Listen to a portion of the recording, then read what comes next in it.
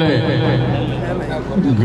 గ్రామానికి ఇచ్చేసినటువంటి మన జెడ్పీ చైర్మన్ పాపిరెడ్డి గారు, సోదరుడు ప్రసాద్ రెడ్డి గారు, మరి అదేవిధంగా మండల పార్టీ అధ్యక్షులు గురురెడ్డి గారు, ఈ గ్రామ వైఎస్ఆర్ పార్టీ నాయకులు పెద్దిరెడ్డి గారు, రామకృష్ణారెడ్డి గారు, చంద్రారెడ్డి గారు, చిన్నబాబు గారు, రామనాథ్ రెడ్డి గారు, పరమేశ్వర రెడ్డి గారు, ఈ యొక్క గ్రామ వైఎస్ఆర్ పార్టీ నాయకులకు, కార్యకర్తలకు, ప్రజలకు, మహిళా సోదరిమణులకు, అక్కలకు, అమ్మలకు అందరికీ కూడా పేరు పేరున హృదయపూర్వక నమస్కారాలు తెలియజేస్తూ వచ్చే నెల 17వ తేదీన అసెంబ్లీ పార్లమెంట్ ఎన్నికలు జరగబోతున్నాయి. అసెంబ్లీ అభ్యర్థిగా నేను, పార్లమెంట్ అభ్యర్థిగా పోచా బ్రహ్మానందరెడ్డి గారు పోటీ చేస్తున్నారు. కాబట్టి ఈ ఎన్నికలు చాలా కీలకమైన ఎన్నికలు.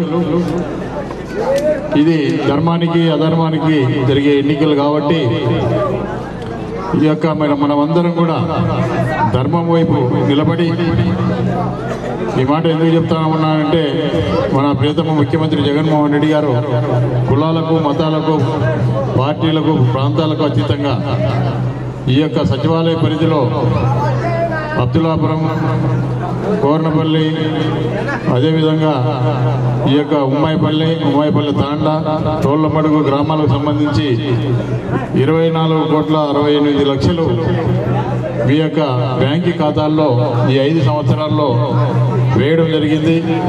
అదేవిధంగా ఈ యొక్క గ్రామానికి సంబంధించినంత వరకు 1,60,00,000 శాంక్షన్ చేస్తే మరి ఇక్కడ జలజీవన్ కింద 55 లక్షలు శాంక్షన్ చేయడం జరిగింది. వర్కులు ఇంకా మొదలు పెట్టలేదు. ఈ యొక్క పైప్ లైన్లు, OHSR ట్యాంకు ఇక్కడ టెండర్ కూడా పూర్తి అయిపోయింది. కాబట్టి ఎన్నికల కోడ్ కూడా రావటం, మరి ఎన్నికల కోడ్ అనంతరం ఖచ్చితంగా ఆ యొక్క పైప్ లైన్, OHSR ట్యాంక్ కూడా పూర్తి చేయడం జరుగుతుంది. అదేవిధంగా స్కూలుకు సంబంధించి మరి అదేవిధంగా DMF కింద కూడా ఈరోజు ఈ యొక్క గ్రామాల్లోకి వచ్చేటప్పుడు చాలా మురికిగా ఉంది. రోడ్డు మీద నీళ్లు పోతా ఉన్నాయి. కాబట్టి తప్పకుండా ఈ యొక్క 20 లక్షల శాంక్షన్ కూడా అయింది. టెండర్ కూడా అయిపోయింది DMF కింద కూడా. అది కూడా ఈ యొక్క ఎన్నికల కోడ్ వల్ల చేయలేకపోయినాం. తప్పకుండా ఇది అయిన తర్వాత తప్పకుండా చేస్తాము. అదేవిధంగా ఇంకా ఈ గ్రామానికి సంబంధించినంత వరకు ఆంజనేయ స్వామికి పోయేదానికి ఒక రోడ్డు, తార్ రోడ్డు కావాలని అడుగుతూ ఉన్నారు. మన ప్రియతమ ముఖ్యమంత్రి జగన్మోహన్ రెడ్డి గారి సహకారంతో ఆ యొక్క తార్ రోడ్డు ఖచ్చితంగా ఆంజనేయ స్వామి వరకు వేస్తామని చెప్పి ఈ సందర్భంగా హామీ ఇస్తా ఉన్నాను.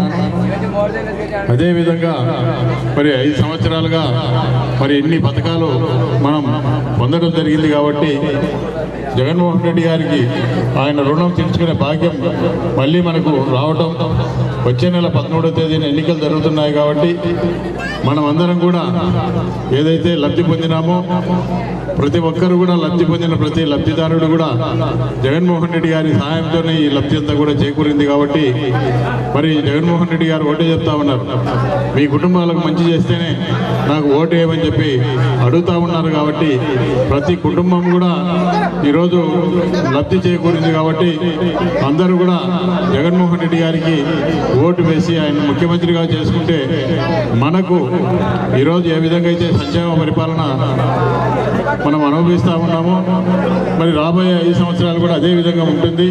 పొరపాటున మనం తెలుగుదేశం ఓటేస్తే మరి గతంలో 5 సంవత్సరాలు చూసాం, వర్షాలు లేవు, ఏ పథకము రాలేదు, ఎక్కడ అభివృద్ధి లేదు. మరి ఈనాడు అభివృద్ధి ఒకవైపు, సంక్షేమం ఒకవైపు పరుగులు తీస్తూ ఉంది. కాబట్టి మనం ఇవన్నీ కూడా గుర్తుపెట్టుకొని జగన్మోహన్ రెడ్డి గారిని సీఎంగా చేసుకుంటేనే ఈ పథకాలు వస్తాయి. ఈ మధ్య చూస్తూ ఉన్నాం, మన అవాతాతలకు సంబంధించి పెన్షన్ మన యొక్క వాలంటీర్లు ఇంటి దగ్గరికి వచ్చి పెన్షన్ ఇచ్చేవాళ్ళు.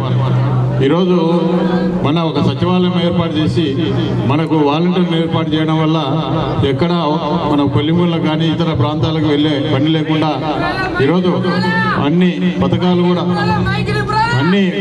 కూడా వస్తూ ఉన్నాయి. మరి అన్ని పథకాలు కూడా వస్తూ ఉన్నాయి. కాబట్టి మరి ఈరోజు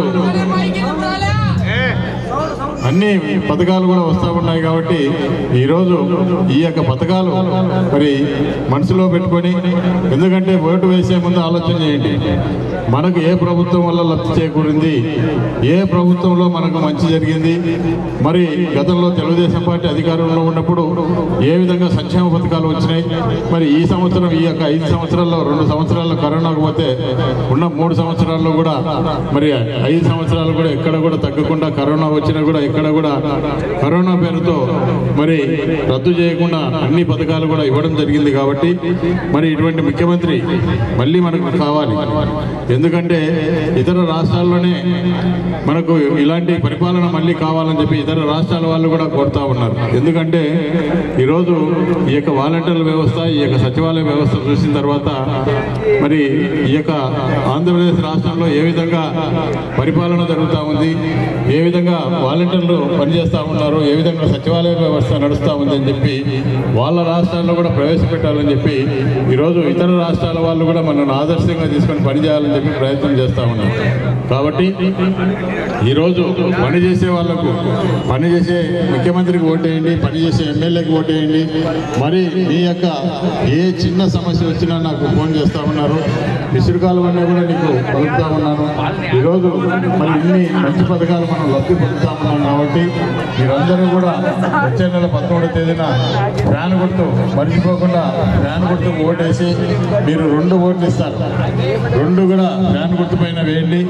ఎందుకంటే ఈరోజు మరొకసారి నాకు అవకాశం ఇచ్చి మీకు సేవ చేసుకునే భాగ్యం కల్పించి నన్ను ఎమ్మెల్యేగా మరి పోచా బ్రహ్మానంద రెడ్డి గారిని ఎంపీగా గెలిపించండి. తప్పకుండా ఇక్కడ ముఖ్యమంత్రిగా మళ్ళీ 2వసారి మరి జగన్మోహన్ రెడ్డి ఈ ఫ్యాన్ గుర్తుకు మర్చిపోకుండా ప్రతి ఒక్కరూ కూడా ఫ్యాన్ మర్చిపోకండి.